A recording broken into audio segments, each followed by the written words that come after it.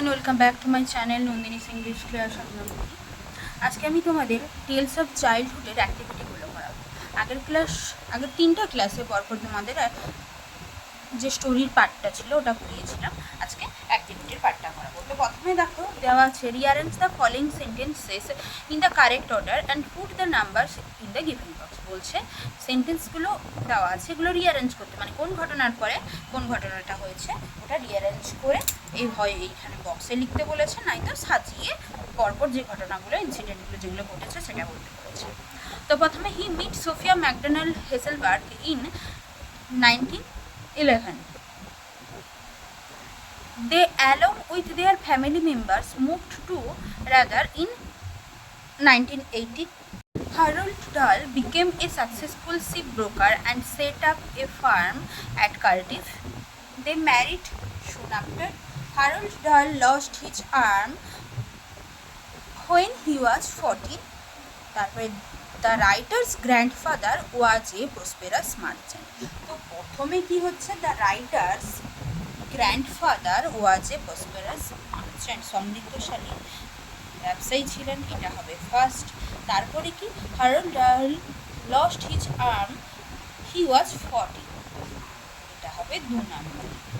3 নম্বর কোনটা হবে, যে Harald Dahl became a successful ship broker and set up a firm at Cardiff, এটা হচ্ছে 3 number. And 4 number he meet Sophie McDonald Hesselberg, এটা হবে 4। 5 হচ্ছে they married soon after, meet করার পরে তারা শীঘ্রই বিবাহ করে নিয়েছিল, এটা হবে 5। অ্যান্ড 6 হবে they along with their family members move Radyr in 1918, এটা হবে 6। নেক্সট হচ্ছে অ্যাক্টিভিটি 2। অ্যাক্টিভিটি 2তে দেওয়া আছে complete the following sentences with information from the text. Text থেকে ইনফরমেশন নিয়ে এই সেন্টেন্সগুলো ফিল আপ করতে হবে। প্রথমে দেওয়া আছে দ্য ন্যারেটরস গ্র্যান্ডফাদার ওয়াজ, বাকিটা ফিল আপ করতে হবে বইতে নিয়ে, এ ফেয়ারলি প্রসপারাস মার্চেন্ট। 2 নম্বর দেখো দেওয়া আছে হারল্ড ডাহল হ্যাড লস্ট, মানে হারিয়েছিলেন অ্যান আর্ম হোয়েন হি ওয়াজ 14, মানে একটি হাত তার হারিয়ে ফেলেছিলেন যখন তিনি 14 বছর বয়স ছিলেন।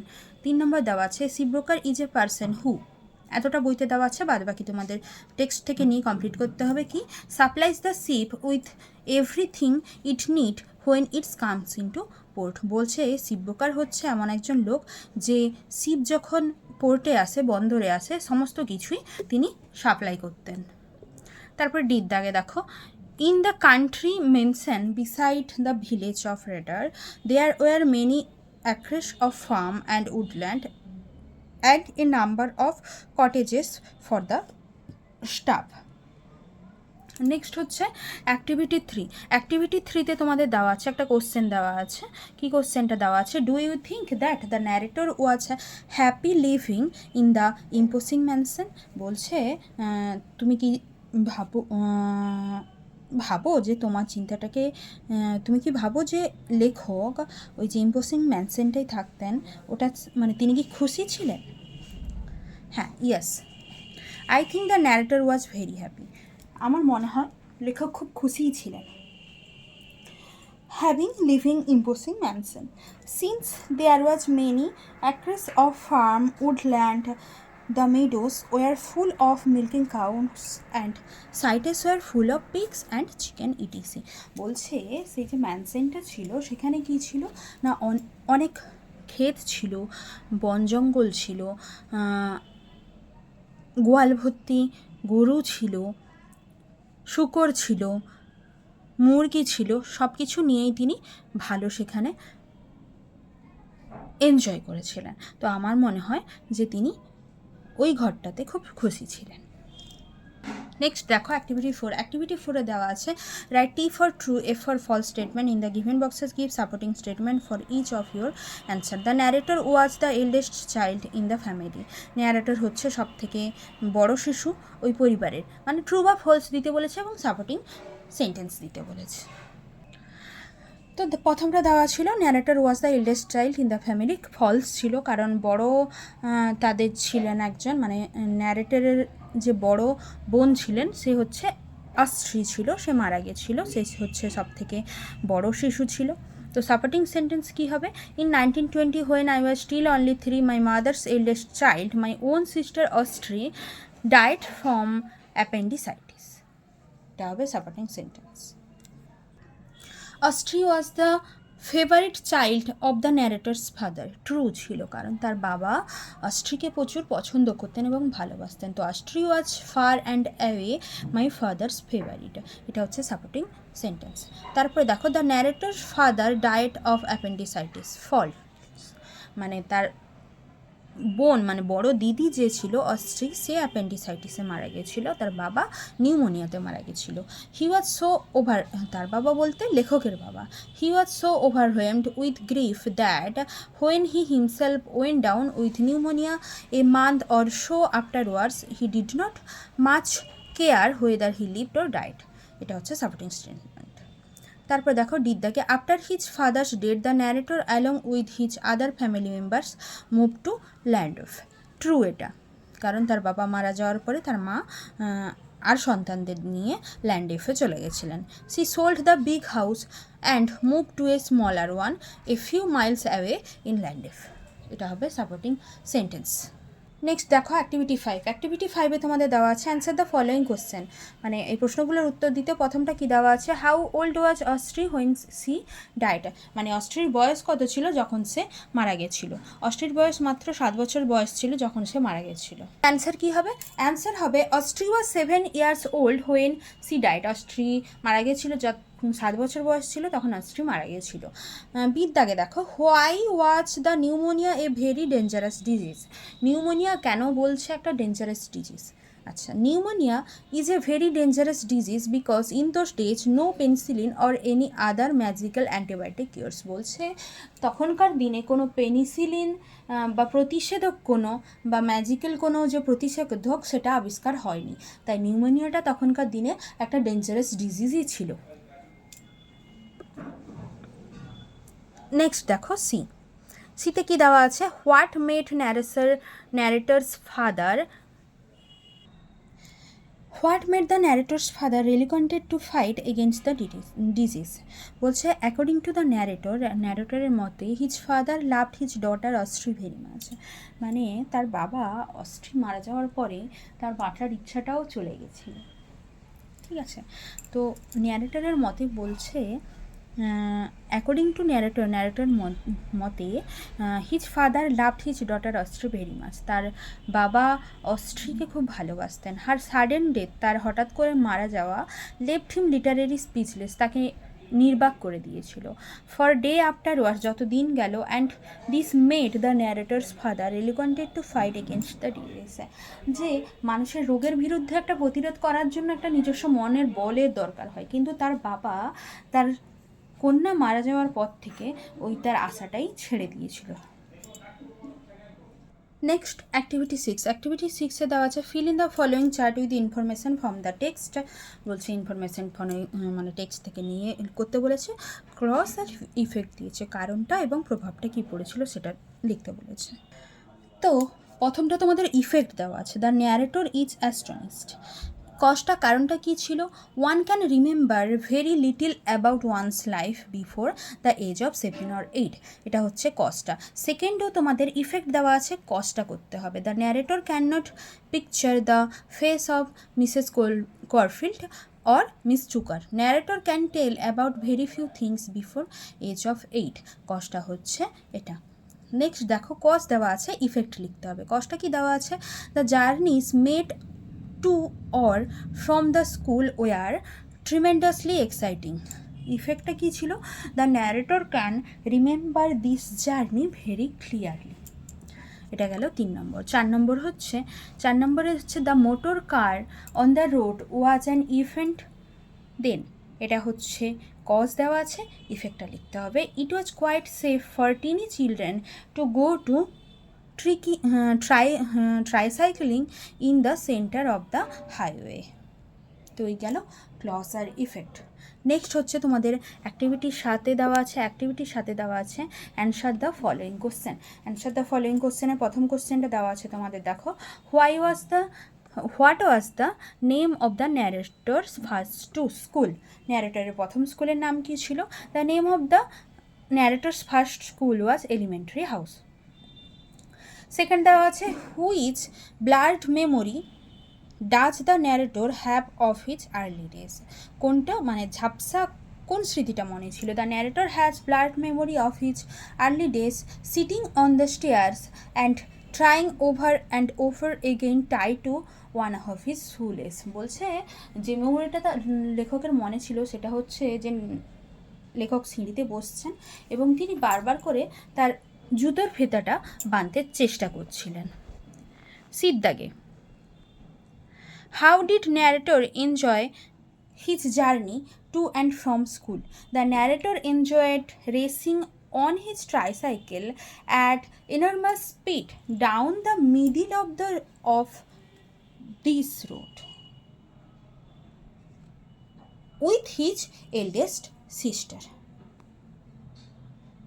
দ্য রোড করতে পারো, of the road, this road করার দরকার নেই, the road, of the road with his eldest sister. এটা হচ্ছে সি। ডির দাগে দেখো it's not much but it's all there is left. এটা যথেষ্ট নয় বাট এইটুকুই যেটা মনে ছিল তার। Why according to you did the narrator make this comment, মানে তোমার মতে ন্যারেটর এটা কেন বলেছিলেন? The narrator had very few memories of his early childhood. বলছে ন্যারেটরের খুব অল্প কিছু মনে ছিল তার আর্লি চাইল্ডহুডের ব্যাপারে, মানে আর্লি চাইল্ডহুড বলতে 7 থেকে 8 বছরের যে আগে যে মেমোরিগুলো হয় সেগুলো বলছে। He regarded his this but he could still recall some special incident which were the most precious thing in his life. তার পুরোটা মনে নেই, বাট কিছু কিছু মুমেন্ট যেগুলো তার মনে আছে সেগুলো হচ্ছে খুব মূল্যবান জিনিস, তার জীবনের খুব মূল্যবান জিনিস। তো এই গেলে তোমাদের অ্যাক্টিভিটি 7 এর কোশ্চেন আনসার।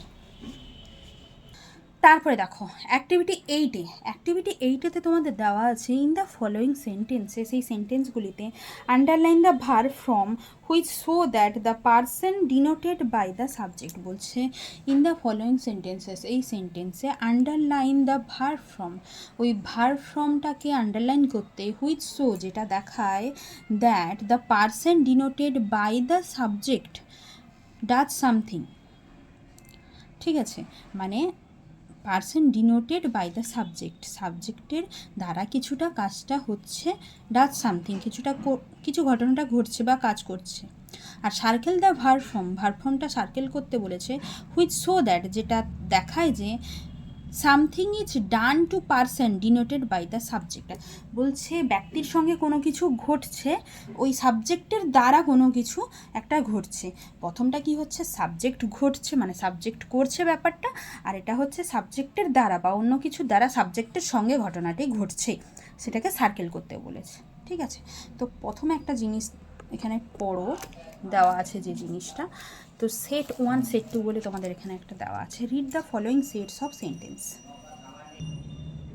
ভার্ব ফর্মগুলো দেখবে। ঠিক আছে, she sells the big house, সেলসের নিচে দেওয়া আছে she sold the big house. Sells আর সোল্ড এই দুটোর ভিতরে পার্থক্য আছে, মানে ভার্ব ফর্মটার পার্থক্য আছে। সেট 2তে দেখো the big house is sold by her, the big house is sold by her, ওই বড় বাড়িটা তার দ্বারা বিক্রি করা হয়েছে। বা কিন্তু প্রথমে কি দেওয়া আছে she sells the big house, সে বাড়িটি বিক্রি করেছে, আর এটা কি তার দ্বারা বিক্রিটি করা হয়েছে। তাহলে এটা কি হচ্ছে যে the person denoted by the subject does something. ঠিক আছে, সেট 1-এ কি বোঝাচ্ছে the person denoted by the subject does something, মানে সাবজেক্ট কিছু একটা করছে এরকম বোঝাচ্ছে তার। আর সেকেন্ডটার পার্থক্য কি হচ্ছে সাবজেক্টের দ্বারা ওই ব্যক্তির সঙ্গে ঘটনাটি ঘটছে এরকম বোঝানো হচ্ছে। বাই দিয়ে দেখো বাই দ্বারা বোঝাচ্ছে, তাহলে এটা কি হচ্ছে যে something is done to person denoted by the subject. আশা করি বুঝতে পেরেছো, যদি না বুঝতে পারো তো অবশ্যই কমেন্ট করবে, আমি আবার রিপিট করে দেবো। তো দেখো এটা তারপর এটা করছি অ্যাক্টিভিটি 8-এ। ঠিক আছে, তো এটা বললাম একটা হচ্ছে সাবজেক্ট করছে সরাসরি, আর একটা সাবজেক্টের দ্বারা ঘটছে। ঠিক আছে, তো সার্কেল করতে কোনটা বলেছে, যেটা সাবজেক্টের দ্বারা ঘটছে ওই ভার্ব ফর্মটাকে সার্কেল করতে বলেছে, আর যেটা সাবজেক্ট করছে ডিনোটেড বাই দ্য সাবজেক্ট হচ্ছে ওটার নিচে আন্ডারলাইন করতে বলেছে। প্রথমটা দেওয়া আছে দেখো, সি সিংস এ সং, ঠিক আছে, তো সিংস এ সং, সে গানটি গাইছে, এটা হচ্ছে ভার্ব ফর্মটা, তার নিচে আন্ডারলাইন হবে কেননা ডিনোটেড বাই দ্য সাবজেক্ট। দেখো রিজনটা কি এখানে, the form of the verb shows that the person denoted by the subject does something, subject কিছু একটা করছে। A song is sung by her, is sung, এটা সার্কেল হচ্ছে। রিজন কি হচ্ছে, the form of the verb shows that something is done to the person denoted by the subject, ওই সাবজেক্টের দ্বারা সামথিং ইজ কিছু একটা ঘটছে, সাবজেক্টের সঙ্গে কিছু একটা ঘটছে বাই, তো এটা হচ্ছে সার্কেল হবে। 3 নম্বরটা সেরকম, হি drew a picture, drew simple লাগছে, সেন্টেন্সটা সিম্পল, মানে সাবজেক্ট করছে, তো এটা সেম রিজন হবে, এই রিজনটাই হবে, সেম রিজন হবে।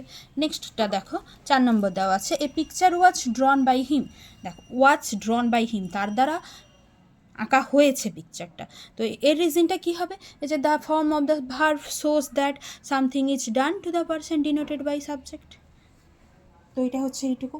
আচ্ছা, এই জিনিসটা যদি তোমরা বুঝতে না পারো না, তো আমাকে অবশ্যই কমেন্ট করবে, আমি আবার করিয়ে দিব। নেক্সট দেখো অ্যাক্টিভিটি বি, অ্যাক্টিভিটি বিতে দেওয়া আছে, identify the voice of the following sentences and fill in the table given below, বলছে ভয়েস কোনটা, অ্যাক্টিভ ভয়েস না প্যাসিভ ভয়েস হবে সেইটা করতে বলেছে। তো প্রথমে দেখো, he told a story, he told a story, এটা অ্যাক্টিভ ভয়েসে আছে। The ball was thrown by the boy, যেটা বাই থাকবে সেটা হচ্ছে প্যাসিভ ভয়েসে হচ্ছে, তো এটা হচ্ছে প্যাসিভ ভয়েস, ফার্স্টটা হচ্ছে active voice. I read many books, এটা active voice. Football is played by them, এটা হচ্ছে passive voice. Activity 8C, activity 8Cতে কী দেওয়া আছে দেখো, ম্যাচ করতে বলেছে কলাম এ আর B. Rumita made a paper boat, দেখো এটা হচ্ছে অ্যাক্টিভ ভয়েস দেওয়া আছে এখানে, কি a paper boat was made by Rumita, তো এইটা হবে C. I know the man, দেখি the man is known to me, তো 2 নম্বরটা হবে D. She cooks food, food is cooked by her. ওই ওয়াজ এ ক্রিকেট ম্যাচ, তাহলে কি হবে, a cricket match was watched by us, এটা হলো 8C। নেক্সট হচ্ছে অ্যাক্টিভিটি 8D, অ্যাক্টিভিটি 8Dতে দেওয়া আছে, change the voice of the following sentence, voice change করতে বলেছে এই সেন্টেন্সগুলোর। তো প্রথমে দেওয়া আছে রিয়া স্যাং এ সং, তো কী হবে, a song was sung by Riya. আচ্ছা, এবারে বলবে ওয়াজ হলো কেন এখানে, তাই তো তোমরা জানো সিং স্যাং সাং, তো স্যাংটা কি কিসে দেওয়া আছে, তাহলে পাস্টে দেওয়া আছে, তো সেই জন্য পাস্টে চেঞ্জ হবে, তাহলে কি হলো, a song was sung by Riya. Next দেখো, she knows by brother, my brother, তো my brother is known to her, এখানে ইজ হলো কেন, নোজ প্রেজেন্টে দেওয়া আছে, তো ইজ নোন টু হার দেওয়া হবে। I wrote a letter was written by me, তারপরে হচ্ছে ডির দাগে দেওয়া আছে, they cleaned the classroom was cleaned by them, এটা হচ্ছে ভয়েস চেঞ্জ গেল। নেক্সট দেখো অ্যাক্টিভিটি 9, অ্যাক্টিভিটি 9-এ দেওয়া আছে, make meaningful sentences with given pairs of words, use one pair for one sentence, বলছে পেয়ার অফ সেন্টেন্স দেওয়া আছে, এই পেয়ার অফ সেন্টেন্স দিয়ে মিনিংফুল সেন্টেন্স তৈরি করতে বলেছে, ঠিক আছে। প্রথমটা দেওয়া আছে মিট আর শপ দেওয়া আছে, তো এই মিট আর শপ দিয়ে একটা বাক্য রচনা করতে বলেছে, the I meet him in the toy shop, toy shop হবে এখানে, সরি এসএইচ।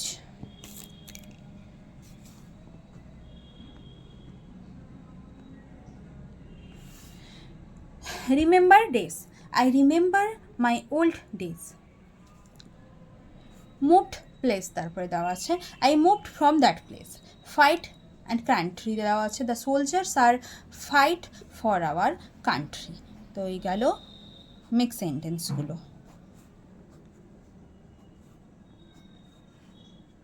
নেক্সট দেখো অ্যাক্টিভিটি 10A, অ্যাক্টিভিটি 10A-তে দেওয়া আছে, write an autobiography of a broken bicycle, এই ব্রোকেন বাইসাইকেলের যে অটোবায়োগ্রাফিটা আমি আগের ক্লাসে করিয়ে দিয়েছি, তার লিঙ্কটা আমি ডিসক্রিপশান বক্সে দিয়ে দিব, তোমরা চেক করে নেবে। এবং তোমরা যারা স্টোরিটা জানো না কিংবা পড়োনি, অলরেডি আমি চ্যানেলে আমার দিয়ে রেখেছি, তার লিঙ্কগুলোও আমি ডিসক্রিপশান বক্সে দিয়ে দিব, তোমরা চাইলে করে নিতে পারো, তাহলে তোমাদের কোশ্চেন আনসারগুলো করতে সুবিধা হবে। আর আজকে যারা আমার চ্যানেলে নতুন ভিজিট করেছো বা নতুন দেখছো, তাদের উদ্দেশ্যে বলছি, যদি আমার ভিডিও থেকে তোমাদের একটু উপকার হয়ে থাকে বা ভালো লাগে আমার ভিডিওটুকু, তাহলে আমার চ্যানেলটি সাবস্ক্রাইব করে পাশে থাকা বেল আইকনটি ক্লিক করে অল অপশানটি ট্যাপ করে দেবে, যাতে পরবর্তী ভিডিও নোটিফিকেশানটা তোমরা সহজেই পেয়ে যাও।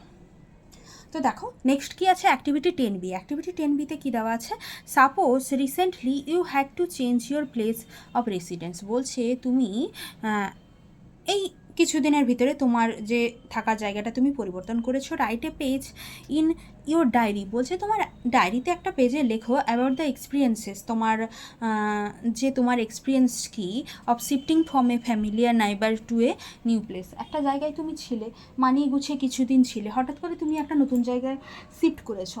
এবারে তোমার ওই জায়গা সম্পর্কে তোমার কি অভিজ্ঞতাটা, তোমার মনের ফিলিংটা কি, ওটা তোমার ডায়েরিতে লিখতে বলেছে। তো চলো দেখিনি কীভাবে কি লিখবো। তো প্রথমে তোমরা ডেট দিয়ে দিতে পারো, ডেটের পরে তোমরা প্লেসটাও দিতে পারো, প্লেসটা এখানে দিতে পারো তোমার ডায়েরিতে, ঠিক আছে। এবারে কী লিখবে, I feel completely different in this new place. বলছে আমি খুব আলাদা অনুভব করছি, নতুন প্লেসটা আমার ঠিক পছন্দ হচ্ছে না, এরকম একটা মনোভাব নিয়ে। অবশ্যই একটা লোক যখন একটা জায়গা থেকে আরেকটা জায়গায় যায়, তখন নতুন প্লেসটা প্রথমে কি ভালোই লাগে না সবার। I was so happy in my old place where I had many friends. আমি আমার পুরনো প্লেসটায় খুব খুশি ছিলাম, সেখানে আমার অনেক বন্ধুবান্ধব ছিল। We all play whole day and have fun. আমরা খুব মজা করতাম, খেলতাম।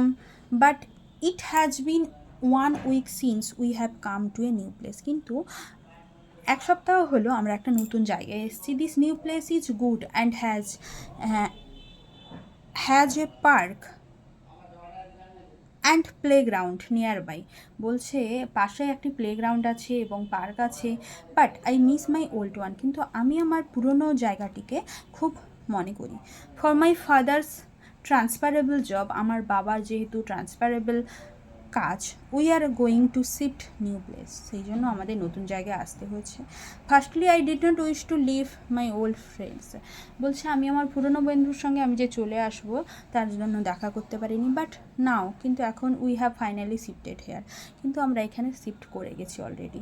I feel like I am come to a new world. আমার মনে হচ্ছে যেন আমি একটা নতুন পৃথিবীতে চলে এসেছি। তো তোমরাও এইভাবে করতে পারো।